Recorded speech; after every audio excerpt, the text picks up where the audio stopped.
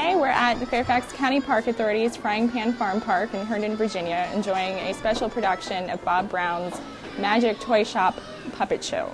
You might not think about coming to an outdoor farm park during the winter, but we offer family-friendly events, programs, and activities year-round. 2011 is a special year for us because we're celebrating the park's 50th anniversary. We'll be doing that with a series of events each month. The next program is going to be a Sunday afternoon concert series called Raise the Rafters. To find out more, we're inviting all of our friends to our birthday party on Saturday, January 29th from noon until 3. And families can come out and enjoy free activities and games and informational sessions about the programs we'll be offering this year. Or they can call the park at 703-437-9101.